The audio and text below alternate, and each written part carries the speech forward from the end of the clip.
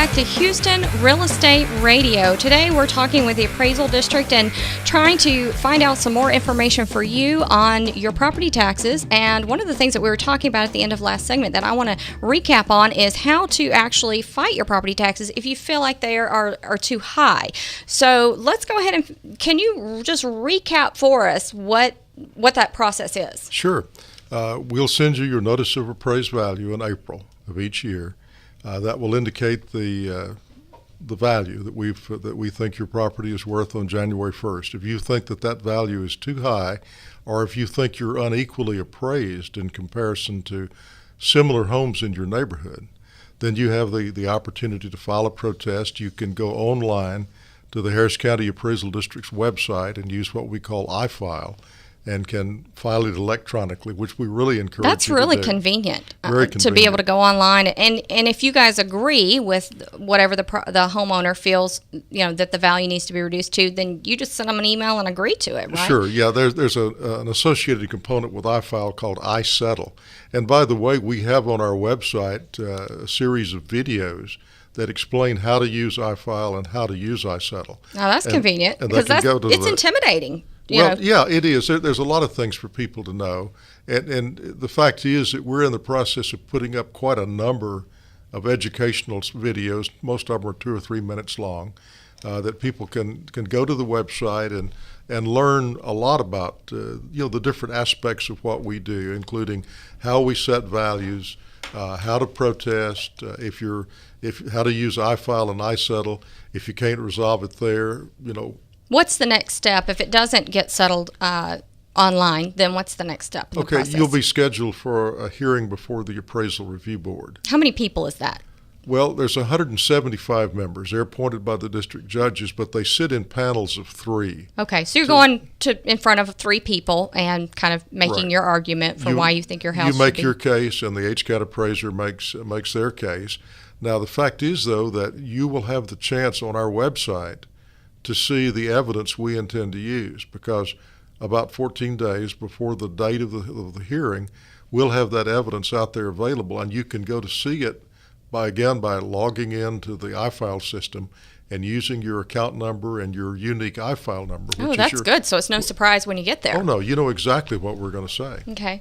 And so homeowners, I know I have a lot of homeowners that contact me and say they want to protest their taxes and they want me to, send them a couple years worth of comparables in the neighborhood that have sold. Does that help when homeowners come down with those and can kind of show, look, we've had this many foreclosures or, whatever the issues in the neighborhood may be? Oh, yeah. That's very helpful and we would encourage people to do that. Now, the fact is that you'll see the comparables that we used. When you look online at our evidence that we intend to use in your hearing, we'll have our comparables listed.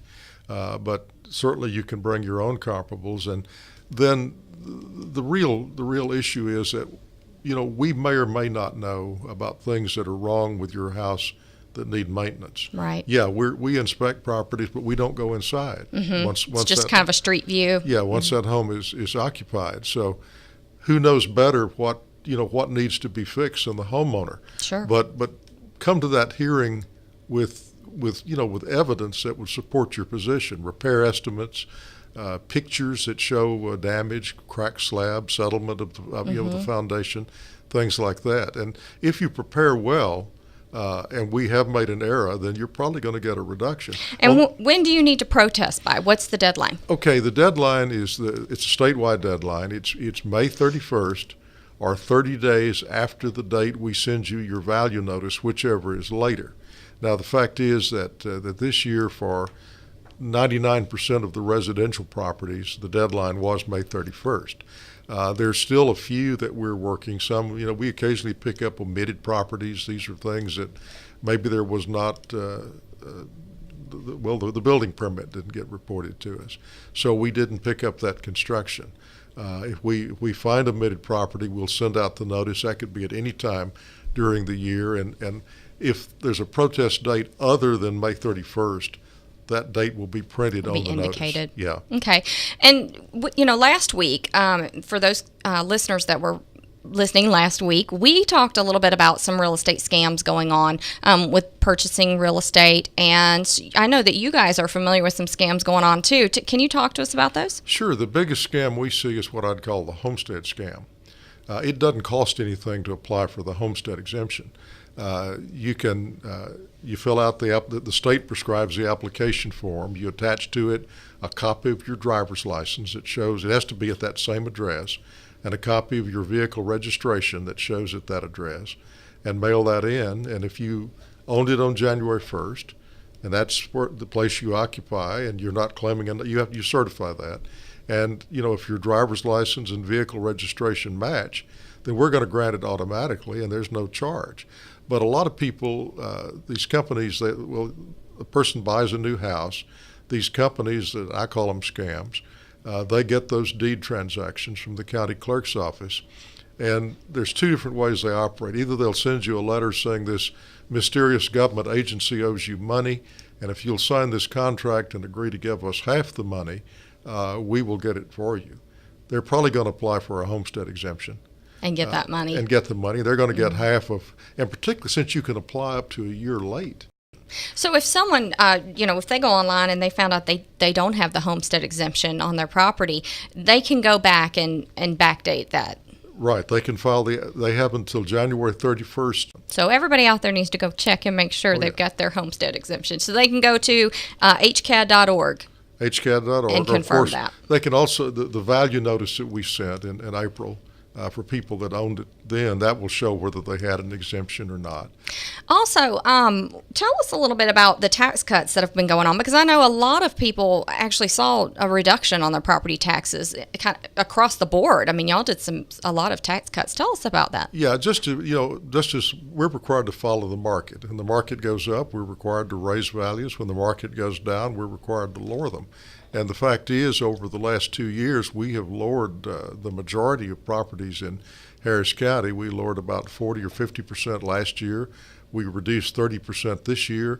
In fact, for 2012, only 10% of the residential properties in this county increased in value. Wow. So we've got a lot of different areas around Houston, and it really just depends on where you live, as to whether or not you've had a price cut or not on your taxes. Well, as you realtors like to say, it's location, location, That's location. right. And that's what determines it. That's right. That's great. You can always find all of the links from our programs and learn more about our guest at rrea.com/radio. And you can also stream that if you're not in the Houston area. You can also stream that. And then after the show, we always have the videos available online, and we'll have a link to the hcad.org also, so that you can go on and check and see if you do have that homestead exemption. So very interesting conversation. We're going to be back with Don Sumners right after this break.